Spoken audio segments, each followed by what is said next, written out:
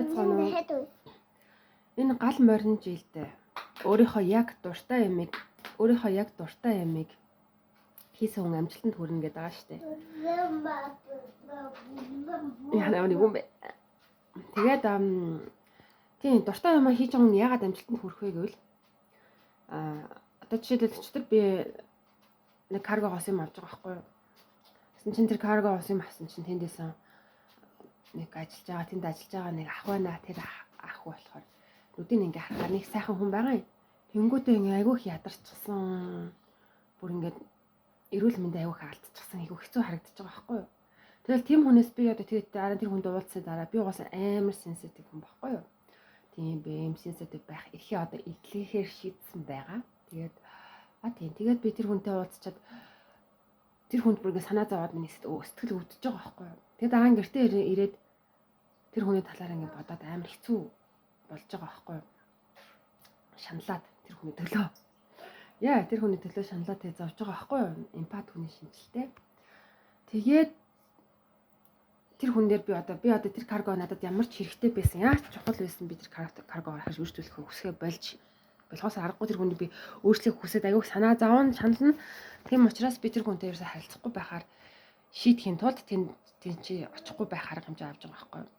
Тэр гал морин жилд хүмүүс илүү их аз жаргалтай байх, ганц олдох амьдралдаа тайван сайхан интернетээр гой жаргалтай байгаа хүмүүсийн бичлэгнүүд үзэж байгаа. Тэд нар шиг баймаар гэсэн тийм програм бүр өөртөө бараг тэгж бодохгүйгээр тархиныхын цаад хэсгээс тэг хэрэгтэй гэдэг мэдээлэл өгч эхэлж байгаа учраас одоо яг тийм амар аз жаргалтай байгаа хүнээс үйлчлэгээ авч эхэлнэ. Тэгээ амар аз жаргалтай байгаа хүнээс үйлчлэгээ авахын тулд тэр хүн нь чи байх хэрэгтэй гэсэн үг. Тэгээд яаж тэр амар аз жаргалтай хүн болохыг бол дуртай ажлаа олж хийх. Тархин дотроосоо ганцаараа 7 хоног хинчгүй газар бясалгал хийгээд утас нэг үзэхгүй, утас нэг 20 минут үзээд дуртай дуугаа сонсоод тайван бийжэтэл эхнээсээ ахуулаад энэ хүний мөрөөдлийг биелүүлэх гэдэг юм байлээ. Ээж аавынхаа, хайртай хүнийхээ эсвэл таалагдахыг хүсдэг од хин бэдийн амар гой нийлдэг тийм коллектив үүсгэсэн охтууд залгуучуд байдаг штэ. Тэгээд тэдэрт нийцхийн тулд ингээ хичээгээд эхэлчихсэн байд юм байна лээ. Тэгээд тэдрээс хавхархын тулд нэг хэсэг бясалгал хийгээд ганцаараа 3 хоног байхад болох байх. Тэгж байжгаад яг жинхэнэ дуртай зүйлүүдтэй дотроос ингээ гараад ирд юм байлээ. Хүний онцлог өөр л байгаа л да. Миний хувьд л тэгсэн. Тэгээ яг тэр дуртай зүйл гараад ирэнгүүт тэр дуртай зүйлээ хийгээд яваад байхаар мэдээж дуртай зүйлээ яг хийх үнэхээр маш хэцүү. Ягаад гэвэл тэр дуртай зүйлийг хойшлуулахын тулд насаараа хичээчихсэн байгаа шүү дээ. Дуртай зүйлийг хойшлуулахын тулд насаараа хичээчихсэн учраас түнлүгэ ингээ одоо яг ингээ тэмүүлж эхлэн гэхээр тэр олон алдагдсан цаг хугацаа араас зулгаадаг байхгүй юу.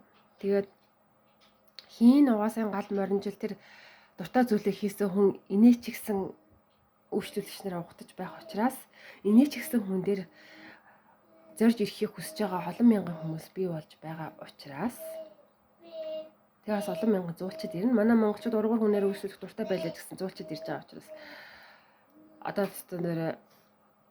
хэдэн тэр бом зуулчид манай Монгол руу ирж байгаа.